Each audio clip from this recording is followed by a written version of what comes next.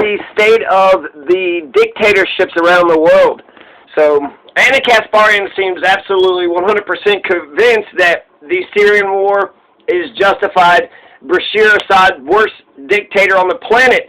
And, you know, he must be, with how much time and resources are spending on this, must be American public enemy number one. Now, I wish I could believe that the American government is getting into Syria in order to help the people of Syria out. I wish that was the case. That's not what Wesley Clark said, right? It's for hegemony. It's for empire.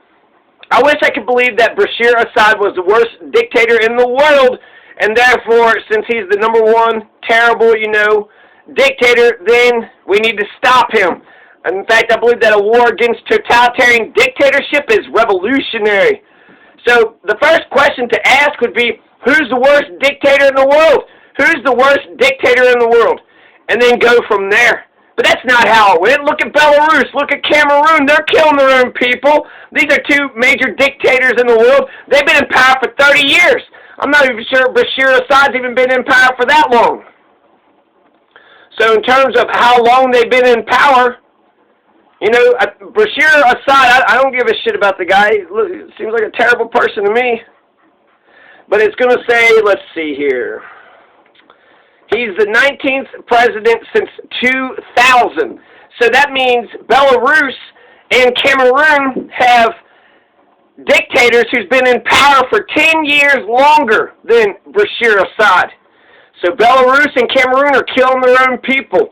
Are we going to help them out? These are two major dictators in the world. Does Anna Kasparian, does she feel gung-ho? Let's attack, let's invade, let's, you know, actually use the U.S. empire to win hearts and minds and topple terror regimes, and then we just, you know, like crap through a goose, right? Topple a terrible regime, get democracy going, and then leave.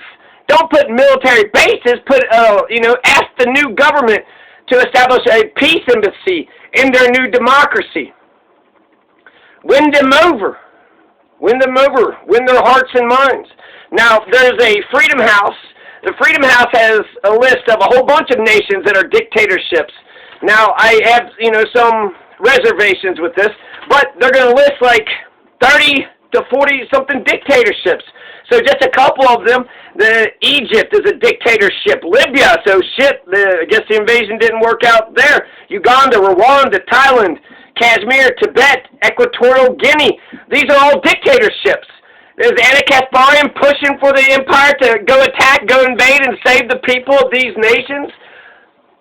She hates dictators, right? They kill their own people. So are we going to, you know, save Belarus? Are we going to save the people of Belarus? Are we going to save the people of Cameroon?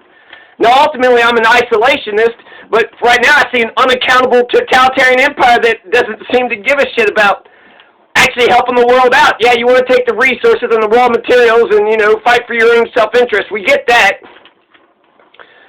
So Paul Biya in Cameroon, let's talk, he's been in there for 30 years. We have U.S. troops in Cameroon. We have U.S. troops in Cameroon, about 300, a military base, or 2 or 3. So what, we're giving them weapons, money, drones, and what are we doing? We're propping up the dictatorship in Cameroon. So instead of actually in Cameroon fighting against the dictator, we are right on the side of the dictator. And he's been in there for 30 years. You telling me those elections are fair? Get the fuck out of here. They're about as fair as that, what did Bashir Assad, did he win his election again? It's like a Saddam Hussein election, right? You get 80% of the people, okay. Paul Biya is a dictator. He's been arresting cross-dressers, so I would assume homophobia. Also, they've killed like 100 protesters in 2009. They used violence, arbitrary arrest, unlawful detentions to prevent opposition political activists from holding meetings. So you had 100, you know, Cameroonians who were killed in 2009. Thank God it wasn't Nagano. He wouldn't be the champ of the world. They're still killing separatists. Earlier this year, they killed like 20 or 30 of them. Paul Biya is killing his own people, the English-speaking people. He's killing the English speakers. And our troops are on the side, right on his side, propping him up, giving him whatever. So that's something that's, you know, the United States is on the wrong side. Now, the dictator in Belarus, I'm not for sure the European Union finally cracked down on Lukashenko. They wouldn't crack down on him when he stole the fucking election and stole the damn country. But now that he just pulled an Obama hijacking of a journalist, right, with Edward Snowden, Obama told all the planes to land and he tried to capture Edward Snowden. Well, that's what Lukashenko just did in Belarus. You had a journalist that, felt threatened and he tried to get out of Dodge, and guess what Lukashenko did? Went ahead and told that plane to land, and then they put that journalist in jail. Lukashenko's been in there for 30 fucking years. I called for, let's help the people of hey, America, you're the premier U.S. empire. Why do you let all this horrible shit all over the world happen? And you seem to just take over nations that you want, but, when horrible shit happens, you're nowhere. You're the cop. You're the Derek Chauvin of the world. You're just sitting there watching this dumb shit happens, and then when you do participate, you make it all worse. So Lukashenko just pulled an Obama hijacking of a journalist just now, and the European Union has finally put sanctions on him, and they say, enough is enough. So they can't, they took an airline and they made it land. They took a fighter jet and made it land because there was a journalist that was on board. They said he had a bomb. No bomb was found, so a bunch of bullshit. Now here's a former Belarus cop, okay? Here's a former Belarus cop. This is a story about an article. I'm just going to read the paragraph. He said he participated in the May 7th, 1999 kidnapping of former Interior Minister Yuri Zakharenko in the Belarusian capital Minsk. Zakharenko was driven to a military base outside the city and then shot, Haruski said by his superior officer. Haruski said he was also involved in the September 16th, 1999 abduction of Gonchar, the former head of the country's Central Election Commission, and Krasavoysky, a businessman who supported the country's opposition. The two men disappeared after visiting a sauna in Minsk. Both, he said, were taken to a military base, executed, and their bodies were buried in a forest in graves that had already been dug. So this is a very well-organized mission, right? Killed this one fucking guy, then killed these two other fucking guys. This is a cop that's, coming out and saying this is the shit that's happening in Lukashenko's regime. They kidnapped the Interior Minister, Yuri Zakharenko, and killed him. And then they took the former head of the country's Central Election Commission, Gonchar, and Krasovsky and Gonchar and Zakharenko were all shot and killed. So this is what Lukashenko, this goddamn 30-year dictatorship, they call this the last dictatorship in Europe. So, what the fuck? Is this part of NATO? Is Belarus a part of NATO?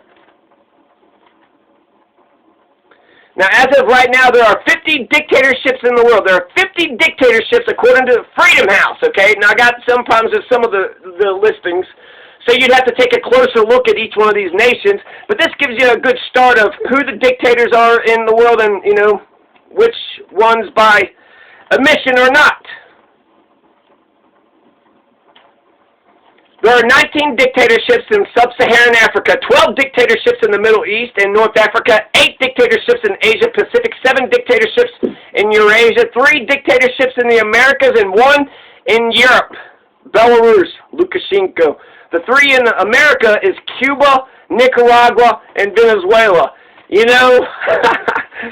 Because Cuba and Venezuela, they're the socialist nation. So this, liberal, capitalist, Milton Friedman, they want to make everybody into, Milton Friedmanist, but Cuba and Venezuela want to do their own thing. So I don't believe you on Cuba and Venezuela, and then that makes me question Nicaragua too. So frankly, they're socialist nations, America. You've been a capitalist, fucking imperialist piece of shit. Leave them alone. Leave them alone. Give them till 30 years, right? We let Belarus and we let Cameroon. We're right next to, right? We're on the right-hand side of Paul Biya's Cameroon. So is this about dictatorship or something else? I mean, why are we going to support a dictatorship in Cameroon? Why do we support Paul Biya and then pretend like we're going to save the people of Cuba and Venezuela who have universal health care and great doctors and great medicine and, great medical practices and... So, 19 dictatorships, sub-Saharan Africa, 12 dictatorships, Middle East, North Africa, 8 in the Asia Pacific, 7 in Eurasia, 3 in the Americas, 1 in Europe. And I'm going to go ahead and read all of them.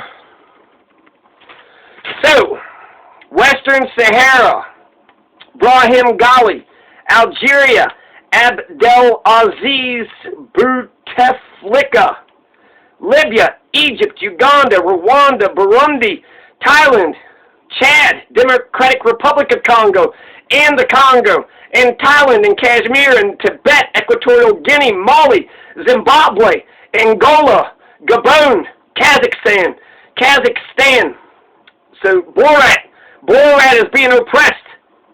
Tajikistan, Uzbekistan, Turkmenistan, Vietnam. Oh shit, they got a dictatorship. Does that mean need to reinvade Vietnam? Myanmar, Cambodia, Laos, Iraq, Turkey, China, Russia, Eritrea, Sudan, North Korea, Ethiopia, Somalia.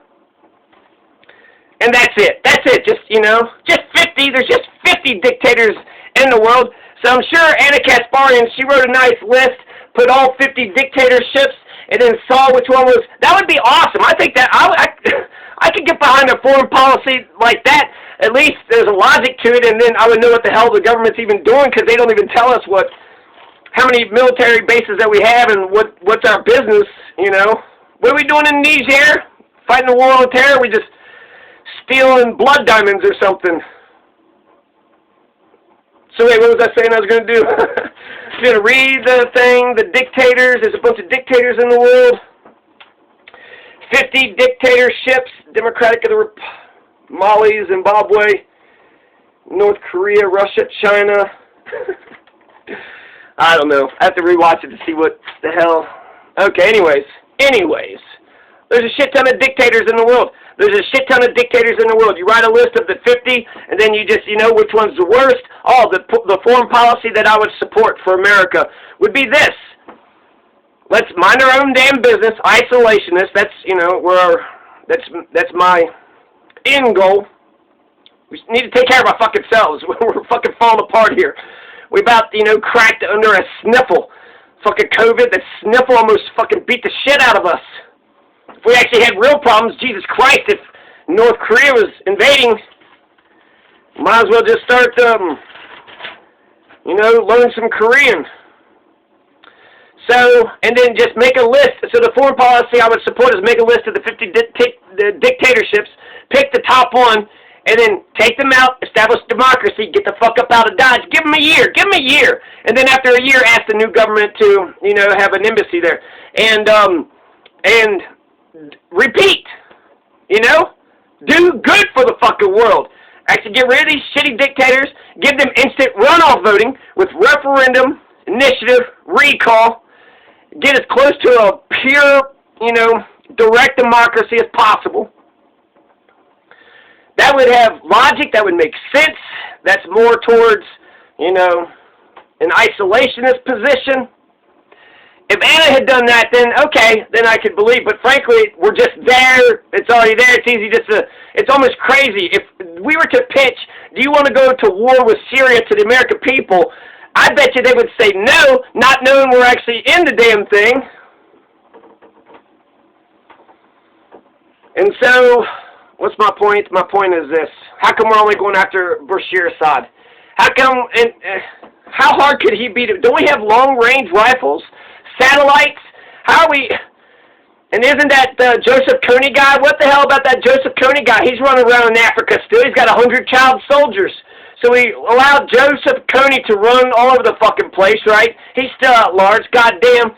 And just because the military-industrial complex wants us to be in Syria for empire, for hegemony, that's what General Wesley Clark said.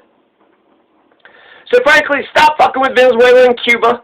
And if we're being serious about toppling dictatorships, we need to topple Belarus and Cameroon. We're already in Cameroon on the wrong side, so that's going to turn into Vietnam in 10, 20 years. And at the very least, let's go get that motherfucking Joseph Kony, evil demon motherfucker. You're acting like Bashir Assad is the only fucking bad, wicked piece of shit in the world. Joseph Kony is still alive. Joseph Kony is still alive. So, there's this state of dictatorship in the world.